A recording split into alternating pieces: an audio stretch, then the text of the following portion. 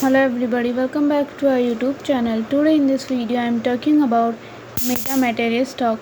In this video we talk about stock pros and cons and technical analysis and latest news about it.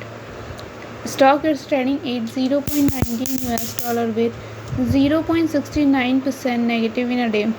We can easily see stock was volatile for a day. The volume of stock was recently not high, so the fundamental stock is not better for today. Before buying and selling the stock, please consult your financial advisor. Today's video is done. Thanks for watching. Please subscribe my YouTube channel and like the video, and also comment all related queries.